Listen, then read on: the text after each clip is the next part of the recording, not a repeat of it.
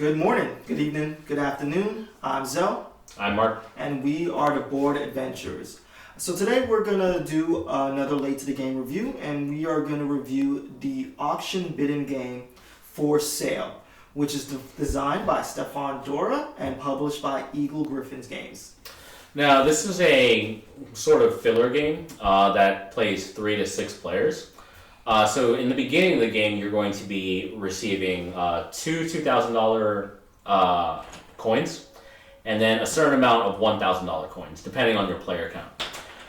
When the game starts, say for a 5-player game, you're going to be dealt out 5 different cards from the property deck, and you'll see that they're all numbered 1 to 30. Each person then, in turn, is going to bid for the highest number in that grouping. So you're gonna the first player in line will bid out a certain number. The next person in line will then have to either bid higher than that first number or decide to pass. When you pass, you take the lowest numbered card of whatever is remaining. If you bid around, so say for example I bid 4,000, the next 3 people pass, and then the 5th person bids 5,000, and I decide to pass, I'll take whatever is the lowest number left, and then half my bid back. So you actually lose half your bid whenever you pass. So just note of that.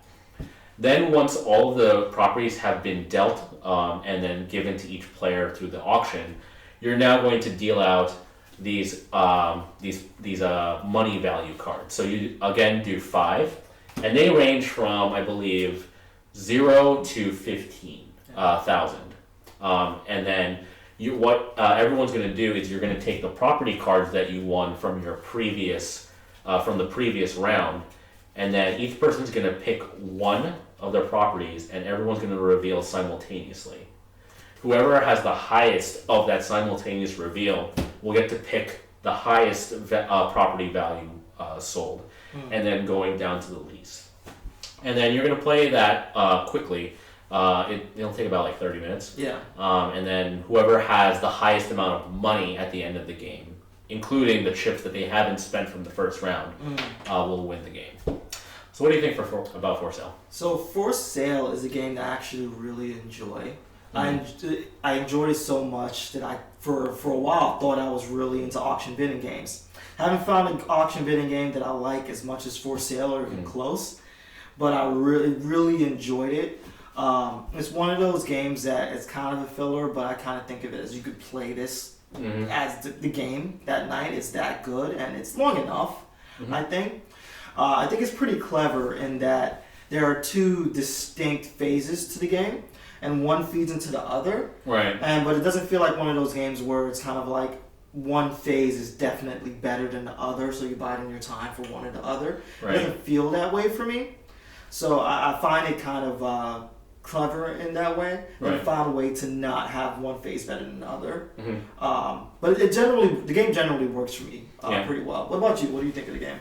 I think it's much more clever than you kind of expect the game to be. Yeah. Because when you're first dealing out the properties, one of the things you want to note is that these little chips here count as points at the very end of the game too. Yeah. So you don't want to entirely bankrupt yourself by just taking out some of these, because at the end, any one of these 1,000s might actually win you the game. The other thing is, like, sometimes you'll see like a whole assortment of cards ranging from, like, maybe you only have 1 to 12, you know, in there. Or you might have really high ones like 23, 25, 27, 28.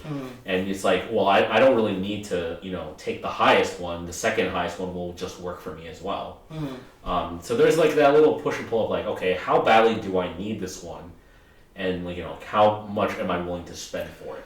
And what I think is clever about the game is that in the first phase, you're bidding on cards that range from 1, I believe, 1 to 30. All right? And you can do fairly poorly in that first phase and still be in the game. As the second phase, the cards range from like 0 to 15. Correct. So even if you have like a bunch of high value cards from the first round, you did pretty well. That doesn't mean you're going to do well in the second round in terms of bidding for the money itself. So it's kind of balanced in that way. Right. So you don't feel totally out of it. Because I remember when the first time I played it, I did fairly poorly in the first phase, and I was kind of like, what's the point of continuing on? Not what's the point of continuing on, but it was kind of like, all right, let's see what's going on. I don't think I'm going to win this game. And as the more I got into the second phase, like, oh, I have a chance here. Yeah, because like sometimes like you might get around where like your values for your money, you might have multiple zeros on there, right? Yeah. And maybe one large number. And say you put out like one of your higher 20, like a 25 or something, and then suddenly you realize, oh, someone played a 28 and then a 29.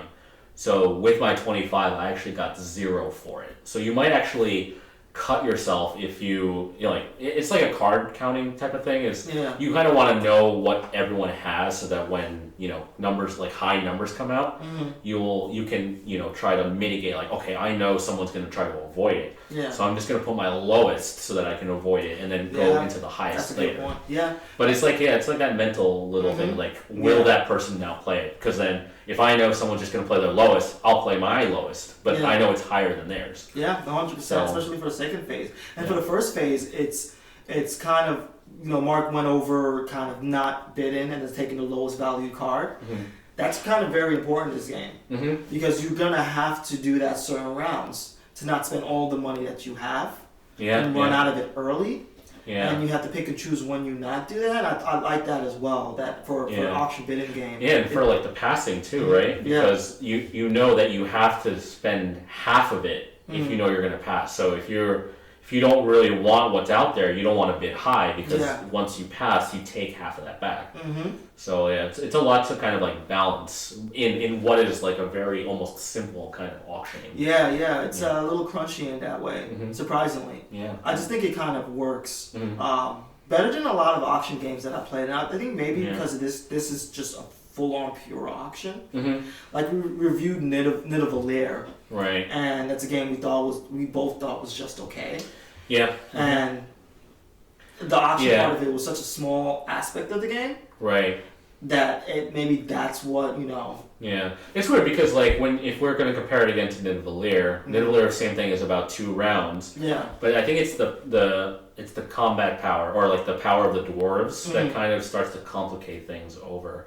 And whenever you get a certain dwarf into your army, that one was like you get it on a scale. This one is literally just number to number to number. And it goes from like one auction phase to a more another interesting auction phase. Right. So I think that's what. Yeah, and it's more palatable. I think it's easier to understand, and for like what we consider a filler game, I think that this is exactly kind of like what will fit for it. Yeah, there's more laughs on the table or something exactly. It doesn't take itself seriously. Yeah, and then you could shuffle it up really quickly and just deal out again. You don't have to reset cards. You don't need to reset much of anything. Yeah. Yeah. Cool. So in terms of buy, play, wait for sale, where is this on your list? This is definitely a play, bordering on a buy. If you can find this on the cheaper side, I think it's relatively cheap as it is. It's like $25, maybe, like retail. Definitely pick it up if you're looking for a very solid filler game. But I would say definitely play it first. If you think that it'll fit your type of group, I definitely think this is something you should get.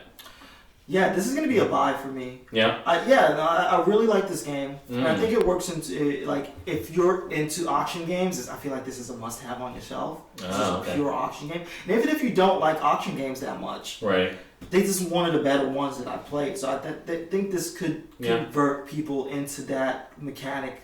Right. You know what I mean? Yeah, and I don't play a lot of auction games. Yeah. Certain ones, like the ones that, go a little bit too long, kind of use. I like it when auctioning is either just the main mechanism for a short game, or for it's part of a larger game, but it's one of the small mechanics to lead into something like. Yeah, if I was to say 5 tribes, you need to auction off whatever your placement is for placing. Yeah, I agree. But it works really well for sale. I like the simplicity of it. No, 100%. Like I said in the beginning of the video, this game made me think that I love auction games. Yeah. I definitely looked for a couple auction games and kind of played them. I was like, maybe that wasn't the case. Yeah. But this is still a buy for me. It's a game I really enjoy. Yep.